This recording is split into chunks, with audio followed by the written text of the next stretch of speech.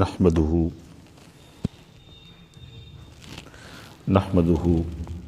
ونصلي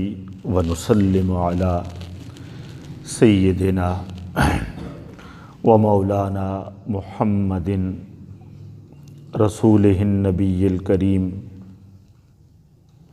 وعلى آله الطيبين الطاهرين وصحبه المتقين المخلصين. اما بعد، اعوذ باللہ من الشیطان الرجیم، بسم اللہ الرحمن الرحیم. ان فی ذلک لذکری لمن کان لہ قلب او القی السمع وہو شہید. صدق اللہ العظیم. ان اللہ وملائکتہ یصلون علی النبی یا ایہا الذین آمنوا صلوا علیہ وسلموا تسلیما. اللہم صل علی سیدنا ومولانا محمد وعلی آلہ وصحبہ وبارک وسلم. صلاۃ و سلام علیک یا رسول اللہ وعلی آلک وصحبک یا حبیب اللہ. اللہ تعالیٰ کے فضل و احسان اور تاجدار کائنات صاحب لولاک سیدنا محمد مصطفیٰ احمد مجتبیٰ صلی اللہ علیہ وآلہ وسلم کی رحمت پاک کے تصدق اور فیضان سے آج ہم جمعۃ المبارک کی نماز کی ادائیگی کے لیے اللہ کے گھر میں موجود ہیں اور قرآن مجید کی آیات بینات سے تاجدار کائنات صلی اللہ علیہ وآلہ وسلم کی احادیث طیبہ سے اور اخیار امت کے احوال و آثار سے اپنے لیے سامان ہدایت اور متاع آخرت کے حصول کے لیے کوشاں ہیں. احباب گرامی، اصلاح قلب کس طرح کی جائے اور فساد قلب کا تدارک کس طرح کیا جائے، اس حوالے سے ہم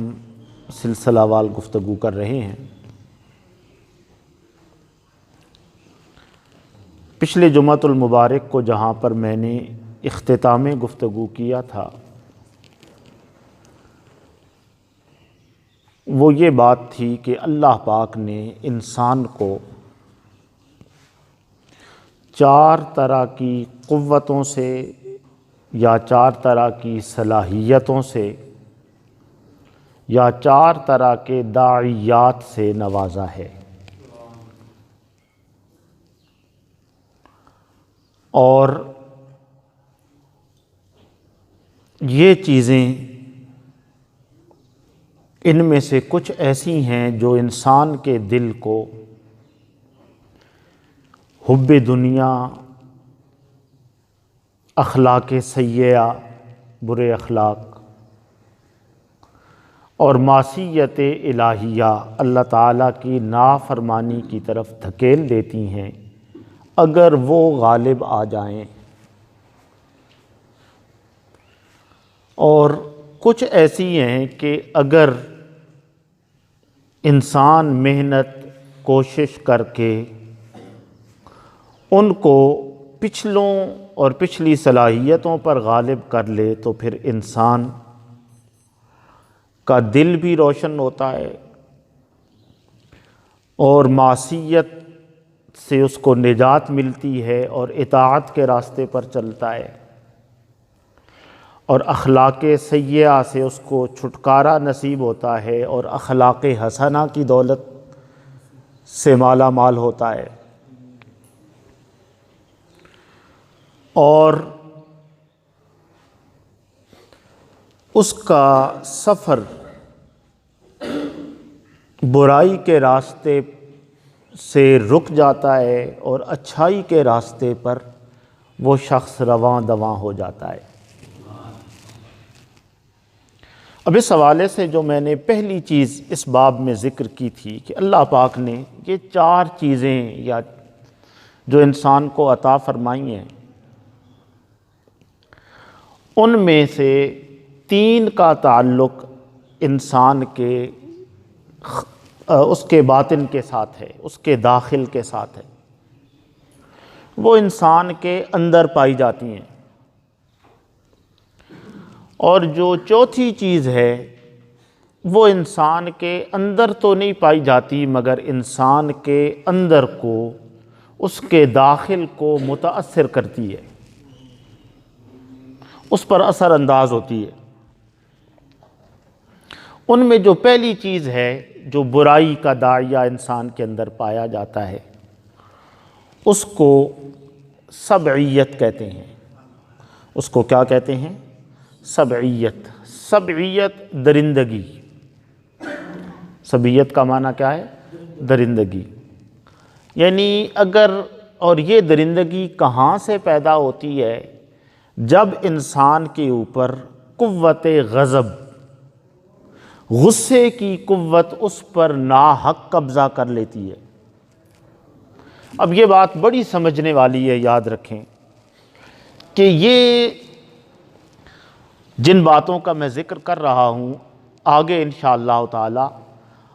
اخلاق کی تشکیل کے باب میں کہ انسانی اخلاق کیسے تشکیل پاتا ہے، اس باب میں ان قوتوں کا پھر سے ذکر کروں گا۔ اب اس قوت غضب کا معنی یاد رکھیں، یہ ہرگز نہیں ہے کہ انسان کے اندر سرے سے قوت غضب ہو ہی نہ، اسے غصہ سرے سے آئے ہی نہ، نہیں، اللہ نے قوت غضب انسان کے اندر رکھ دی ہے، اس کی طبیعت میں موجود ہے۔ تو کوئی شے کائنات کے اندر اللہ پاک نے بے مقصد پیدا بولیں نہیں کی ہے، چاہے اور اس شے کی جب ہم بات کرتے ہیں تو اس سے مراد صرف خارج کی چیزیں نہیں ہے جو جن کا ظاہری ٹھوس وجود ہمیں دکھائی دیتا ہے، اس سے مراد انسان کے اندر پائی جانے والی عادتیں بھی ہیں، قوتیں بھی ہیں، اس کے اندر پائی جانے والی ساری صلاحیتیں بھی ہیں۔ تو اس غضب کو بھی جب اللہ پاک نے رکھا ہے نا، تو اس غضب کے رکھنے کا بھی ایک مقصد ہے، مگر وہ مقصد کیا ہے کہ آپ کا غضب، آپ کا غصہ وہ بھی اللہ تعالیٰ کے احکامات کے تابع رہے، وہ بھی اللہ تعالیٰ کے احکامات کے تابع رہے۔ اگر وہ غصہ اللہ تعالیٰ کے احکامات کے تابع رہتا ہے تو یاد رکھیں وہ انسان کے لیے ایک نعمت ہے۔ اس بات کو حضور صلی اللہ علیہ وآلہ وسلم نے بیان فرمایا۔ حضور نے ارشاد فرمایا، لا یحق العبد حقیقت الایمان، فرمایا کوئی شخص حقیقت ایمان کو نہیں پا سکتا، اسے ایمان کی حقیقت نصیب نہیں ہو سکتی، حتی یغضب للہ ویرضی للہ، یہاں تک کہ وہ کسی سے ناراض ہو، کسی پر غضب کرے، کسی پر غصہ کرے تو وہ غصہ بھی اللہ کے لیے ہو، وہ غصہ بھی اللہ کے لیے ہو، ویرضی للہ، اور اگر کسی سے خوش ہو، کسی سے محبت کا اظہار کرے، کسی کے لیے بچ بچ جائے تو فرمایا اس بچ بچ جانے کے پیچھے، اس محبت کے پیچھے، اس رضا کے پیچھے بھی اللہ کی ذات ہو۔ تو یہاں اللہ پاک نے صرف یہ نہیں کہا کہ حتی یرضی للہ، کہ وہ اللہ کے لیے کسی سے راضی ہو، بلکہ اللہ کے لیے راضی ہونے سے پہلے حدیث کے کلمات ہیں حتی یغضب للہ، کہ اس کا غصہ بھی اگر ہو تو وہ بھی اللہ کے لیے ہو۔ اس کا مطلب کیا ہے؟ اس کا مطلب یہ ہے کہ جب بندے کا غصہ اللہ کے احکامات کے تابع ہو جاتا ہے اور اللہ کی رضا کے حصول کے لیے بن جاتا ہے تو وہ بھی انسان کو حقیقت ایمان اور حلاوت ایمان سے آشنا کرتا ہے۔ مگر جب یہی غصہ اور یہی قوت غضب انسان اس کو استعمال کرتا ہے اور اس میں اللہ کی رضا کا اور اللہ کے احکامات کا خیال نہیں رکھتا، اور اس کے غصے کے پیچھے جو ڈرائیونگ فورس ہوتی ہے، اس غصے کو چلانے والی قوت، اس غصے کی کیفیت کو دلانے والی قوت، انسان کو غصے میں لانے والے متحرکات، موٹیویشنز، جب وہ انسان کی اپنی خواہشات ہوتی ہیں، جب وہ انسان کے پیچھے حب دنیا ہوتی ہے، جس کو پیچھے لگ کر انسان نہ صرف غصے کا اظہار کرتا ہے بلکہ اس غصے کے کرتے ہوئے احکامات الہی کو بھی بھول جاتا ہے، اور اس کا غصہ شریعت کی حدود کو توڑ دیتا ہے، ان سے باہر نکل جاتا ہے، تو اس سے معصیت کا ارتکاب بھی ہوتا ہے، اور اس سے معاشرتی نقصانات بھی ہوتے ہیں، اور سب سے بڑھ کر انسان کے اندر ایسی درندگی جنم لیتی ہے کہ جس درندگی کے نتیجے میں انسان بعض اوقات درندوں سے بدتر حرکتیں کرنے پر مجبور ہو جاتا ہے۔ اس کو سبعیت لکھا اہل تصوف نے، اہل علم نے، کہ انسان کے اندر سبعیت ہے۔ اب میں نے کہا کہ اس سبعیت کا علاج کیا ہے؟ اس سبعیت کا علاج یہ ہے کہ بندہ اس کو دین اور شریعت کی نکیل ڈال کر رکھے۔ اگر دین اور شریعت کی نکیل انسان کی اس قوت غضب کی ناک میں پڑی رہے گی تو وہ اس کے لیے حفاظت کا کام دے گا، اور پھر یہی شریعت کی نکیل آئے گی تو یہی غصہ انسان کو اللہ تعالیٰ کے احکامات کی طرف راغب کرنے اور ایسی دیگر قوتیں جو معصیت کی طرف انسان کو لے جاتی ہیں ان کو یہ غصہ نکیل ڈالے گا۔ اب اس کو یہ پہلی چیز سبعیت بیان کی۔ اب اس میں نے آپ کو کہا تھا کہ جانور، پچھلے جمعہ کو مثال دی تھی کہ جانوروں میں بھی مختلف طرح کے جانور ہوتے ہیں نا، ٹھیک ہے، ایسے بھی جنہیں اپنے مالک کے گھر کا بھی پتہ ہوتا ہے، ذمہ داریوں کا بھی پتہ ہوتا ہے، جو ٹرینڈ ہوتے ہیں۔ اب ہیں تو وہ بھی جانور، انہیں آپ سبعیت سے، درندگی سے نکال نہیں سکتے، مگر اس کے ساتھ ساتھ کچھ آوارہ، کچھ وحشی، کچھ جنگلی جانور ہوتے ہیں جن کا کوئی مالک نہیں ہوتا۔ لہذا جو آپ نے گھر میں درندہ پالا ہوا ہوگا وہ درندہ، جیسے حفاظت کے لیے اگر کتا پالا ہوا ہے مگر آپ نے اس کو سمجھایا ہوا ہے، وہ کسی کو اس وقت تک نہیں کاٹتا جب تک اس کا حکم آپ نہیں دیتے، ایسی ہے یا نہیں؟ اور اگر آوارہ کتوں کے ہتھے بندہ چڑھ جائے خدا نخواستہ تو وہ تو کسی کا اشارہ نہیں سنتے۔ اسی طریقے سے یہ قوت غضب آوارہ ہو جائے، اگر اس میں شریعت کی، اس میں دین کی، اس میں احکامات الہیہ کی پابندی سے یہ آزاد ہو جائے، یہ نکیل اس میں نہ رہے، یہ آوارہ اور وحشی ہو جائے، تو پھر یہ انسان کو خود بھی کھا جاتی ہے اور معاشرے کو بھی برباد کرتی ہے۔ دوسری چیز جو اہل علم نے بیان کی، انہوں نے کہا کہ دوسری چیز اس کو کہتے ہیں بہیمیت۔ بہائم بھی جانوروں کو کہتے ہیں مگر یہ درندوں سے مختلف ہوتے ہیں۔ درندے وہ جو کاٹ کھاتے ہیں۔ اب اس کاٹنے کی مثال جب لکھی تو انہوں نے کہا کہ اس قوت غضب کے نتیجے میں آپ کے اندر کسی کے حوالے سے بے جا نفرت پیدا ہو جائے گی، آپ کسی کو پسند نہیں کریں گے، وہ لاکھ سونے کا بھی بن کر آ جائے نا، آپ نے ایک ویو پوائنٹ بنا لیا ہے کہ اس شخصیت کو ہم نے ماننا ہی نہیں، اس کے کام کو نہیں دیکھیں گے، اس کی خدمات کو نہیں دیکھیں گے، اس نے دنیا میں دین کے لیے، لوگوں کے لیے، انسانیت کے لیے کیا کچھ کیا ہے، اور اسی طریقے سے آپ کو ہر برادری کے اندر آپ کو کوئی ایسا بندہ مل جائے گا جو ہر ایک کا خیر خواہ ہے، جو کسی کے خلاف سوچتا نہیں، ہر ایک کے لیے اچھا کرنے کی کوشش کرتا ہے، مگر آپ دیکھیں گے کہ اسی کے خلاف نفرت کے جذبات افراد معاشرہ کے اندر ہوں گے، افراد برادری کے اندر ہوں گے۔ جب اس طرح کی صورتحال پیدا ہو جاتی ہے تو اس کو سبعیت کہتے ہیں، اس میں نفرت آ جاتا ہے، یہ نفرت علامت ہے، اس میں حسد آ جاتا ہے، اس میں گالی گلوج آ جاتا ہے، مغلظات آ جاتے ہیں،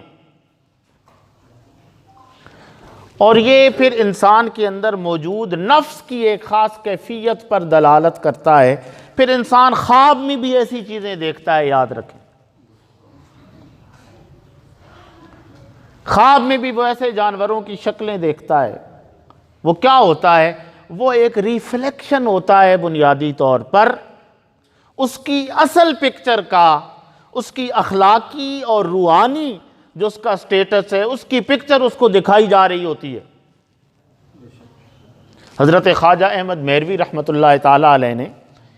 اپنے مریدوں کے ہاں ایک دفعہ ارشاد فرمایا، میں نے آپ کی سیرت طیبہ کے اندر یہ بات پڑھی، آپ نے کہا کہ میں نے یہ دیکھا کہ ایک خنزیر آیا ہے میرے پاس اور ایک کتا اس کی سفارش کر رہا ہے۔ آپ کے احوال میں یہ بات لکھی ہوئی ہے۔ تو اگلے دن کچھ دن گزرے تو لوگ کہتے ہیں کہ ایک شخص آیا آپ کی بارگاہ میں کسی کام کے لیے، اور کام کے لیے جب آیا تو آنے والا شخص اپنی بے حیائی اور بدکاری کی وجہ سے معروف تھا۔ ایک خنزیر دیکھا، اور جو اس کو سفارش کے لیے لایا تھا وہ اپنے سفارشی بن کے آیا تھا، اس کا تعلق ایک خاص ڈپارٹمنٹ کے ساتھ تھا، ایک خاص سرکاری محکمے کے ساتھ، میں نام نہیں لیتا، لکھا ہوا ہے ادھر نام،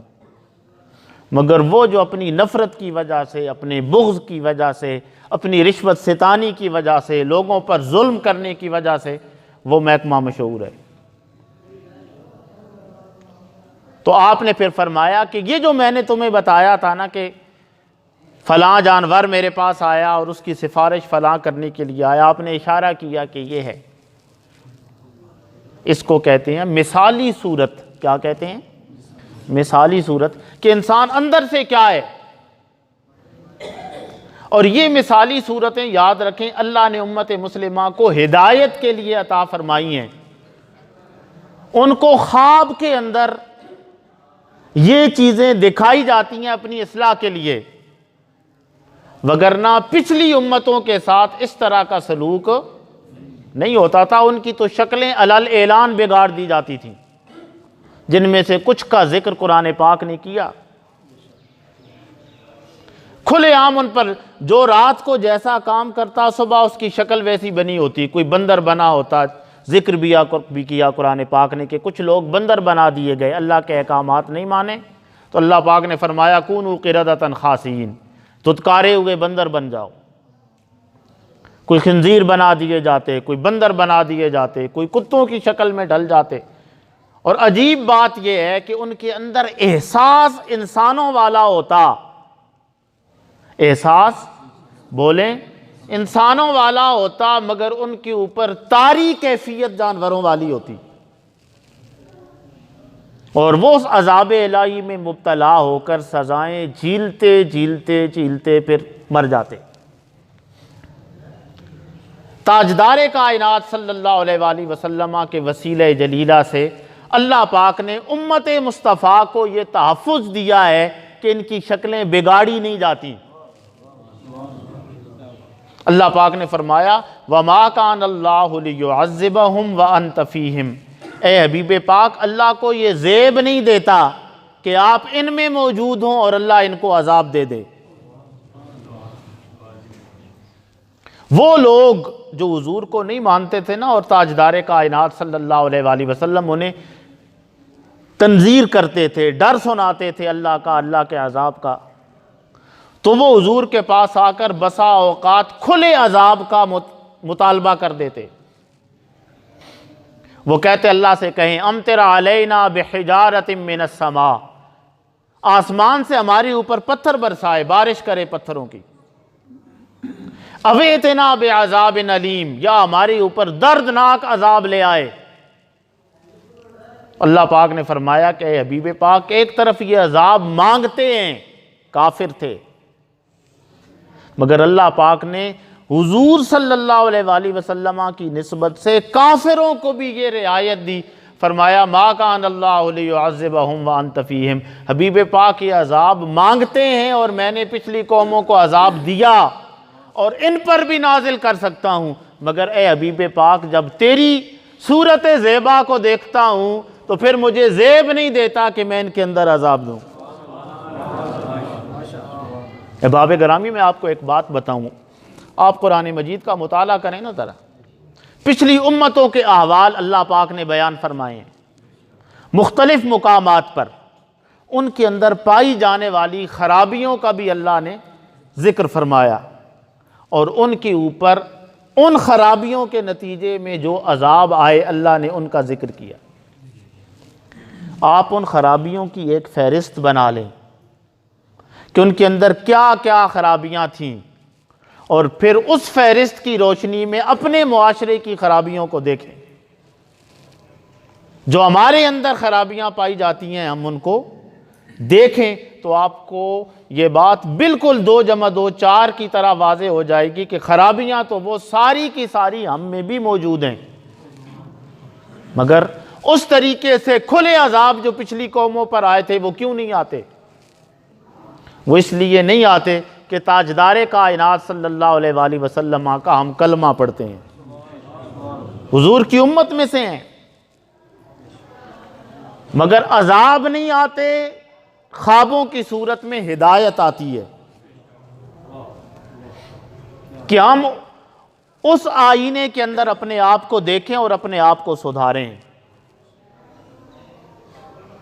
سو یہ سبعیت ہے، پہلی چیز میں نے آپ کو کہا کہ یہ سبعیت ہے۔ دوسری چیز جو انسان کے اندر جانوروں جیسی ہے، جانوروں کی وہ خوبی ہے مگر انسان کے اندر ہے، وہ ہے اس کے اندر بہیمیت۔ بہائم بھی جانوروں کو کہتے ہیں، یہ درندوں سے مختلف ہیں۔ درندوں کا جو اسپیشل فیچر اور کوالٹی ہے کہ وہ کاٹتے ہیں، وہ کیا کرتے ہیں؟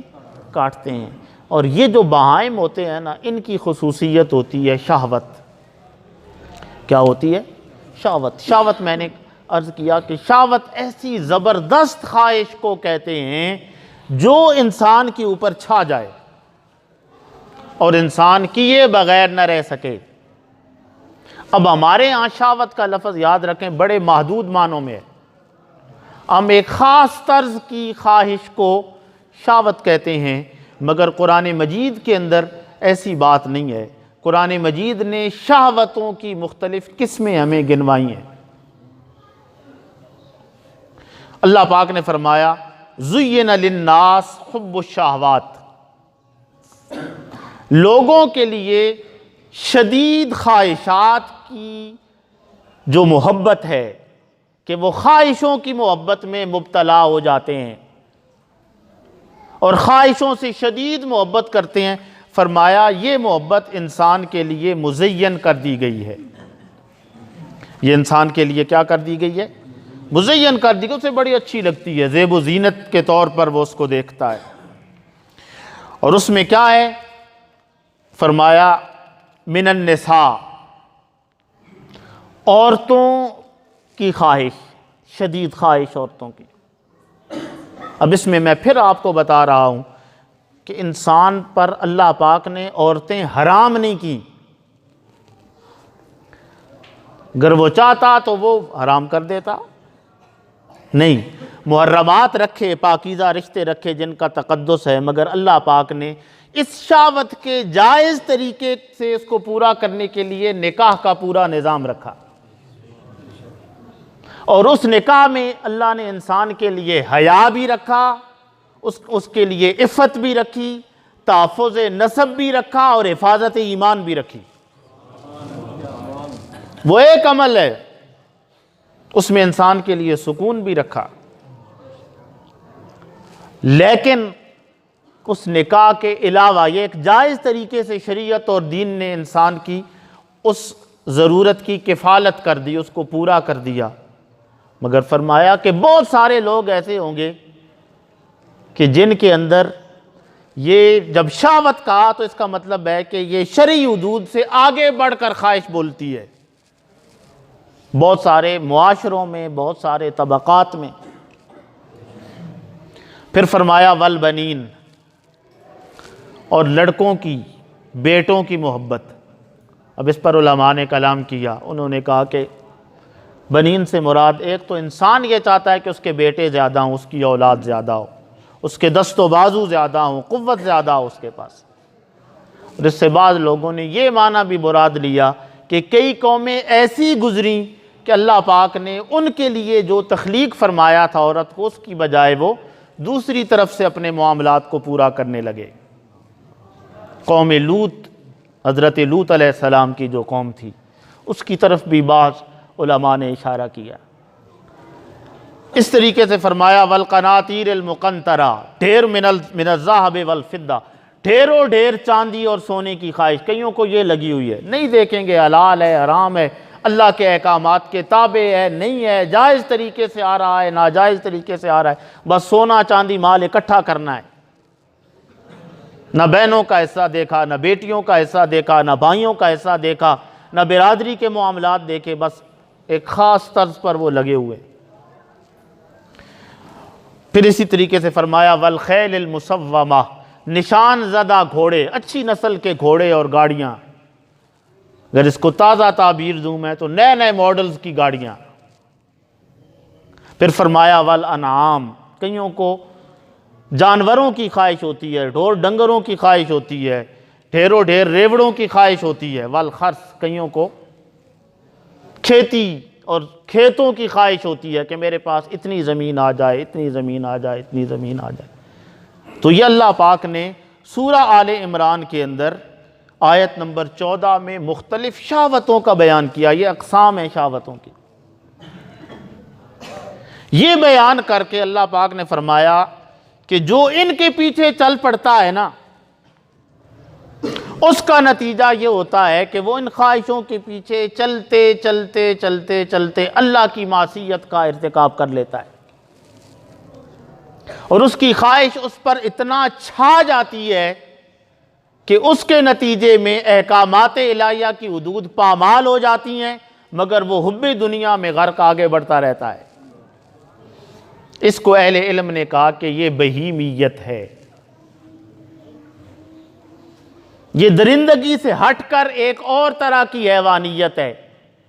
ایک اور طرح کا جانوروں کے ساتھ جانوروں کے جیسا پایا جانے والا انسان کے اندر ایک داعیہ ہے۔ اس میں انسان پھر حرص میں آ جاتا ہے، لالچ میں آ جاتا ہے، بہت ساری خرابیاں پھر اس سے انسان کے اندر پیدا ہوتی ہیں، اور بے حیائی پیدا ہوتی ہے، بدکاری۔ پھر شہوت کے، جیسے میں نے کہا کہ یہ مختلف جہتیں ہیں شہوت کی۔ انسان شہوت کے جس ایک راستے پر نکل پڑتا ہے نا، پھر اس دو چیزیں ہیں، اور ان کے ساتھ تیسری چیز جو اللہ نے انسان کو دی ہے نا، وہ انسان کو عقل اور دل دیا ہے۔ عقل اور بولیں دل دیا ہے۔ اب ہوتا کیا ہے، جب عقل اور دل کے تابع، عقل اور دل کے تابع ہو جاتی ہیں یہ دو خواہشات، یہ دو چیزیں جن کو میں نے کہا ایک سبعیت ہے اور ایک بہیمیت۔ عقل اپنا کردار ادا کرتی ہے اور دل اس میں اپنا کردار ادا کرتا ہے، اور عقل اور دل کی آپس میں ایک ربط ہے، ایک کوارڈینیشن ہے جو اہل علم نے لکھی۔ کہا کہ جب عقل اور دل یہ تابع کر لیتے ہیں ان اوپر والی دو خواہشات کو، سبعیت اور بہیمیت کو، تو پھر اس کے نتیجے میں انسان کو رحمان کا راستہ ملتا ہے، اس کا دل روشن ہونے لگتا ہے، اس کی یہ خواہشات عقل اور دل مل کر احکام الہی کے تابع کرتے ہیں، اس پر محنت ہوتی ہے، ریاضت ہوتی ہے، مجاہدہ ہوتا ہے، اس کا پورا پروسیجر ہے، مسلسل محنت ہے، مگر جب انسان اس راستے پر نکل پڑتا ہے تو اس کے نتیجے میں انوار الہیہ، اور فیوزات الہیہ اس کے دل پر وارد ہونا شروع ہو جاتی ہیں، اترنا شروع ہو جاتی ہیں، اس کا دل منور ہونا شروع ہو جاتا ہے۔ اور کہا کہ اگر عقل و دل پر یہ دو خواہشات یا یہ دو داعیات، سبعیت اور بہیمیت، اگر یہ اس کو قابو کر لیتے ہیں عقل اور دل کو، تو پھر اس کے نتیجے میں انسان شیطانیت کے راستے پر چلتا ہے۔ پھر تیسرا شیطان آ جاتا ہے۔ عقل اور دل تو ہیں ہی دو، یہ خواہشات ہیں، اگر بندے نے عقل و دل کو حاکم بنایا اور ان کو مغلوب کیا تو اللہ کی بارگاہ سے مدد و نصرت آتی ہے، پھر ملائکہ کی صورت میں، خواطر رحمانی کی صورت میں، اچھے خیالات کی صورت میں، استقامت کی صورت میں مختلف نعمتیں اللہ کی بارگاہ سے انسان کو عطا ہوتی ہیں۔ انسان کا دل صاف ہوتا ہے اور اللہ کا راستہ اس کے لیے آسان ہوتا ہے۔ اور اگر دل ان کے قابو میں آ گیا، عقل ان کے، پھر عقل، کئی لوگوں کو آپ نے دیکھا ہوگا بڑے عاقل ہوتے ہیں، ان کی عقل بڑا کام کرتی ہے مگر سارا کام الٹا کرتی ہے۔ وہ جھوٹی گواہیاں بھی دیتے پھرتے ہیں، لوگوں کے مقدمات بھی نپٹاتے پھرتے ہیں، اور معاشرے میں ان کو بظاہر بڑا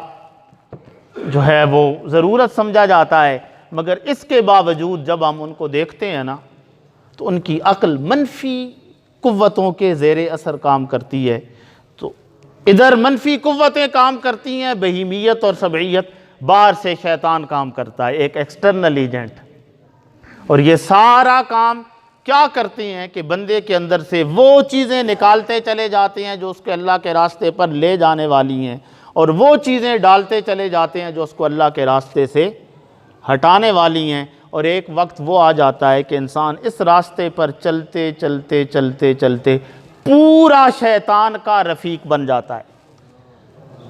بلکہ شیطان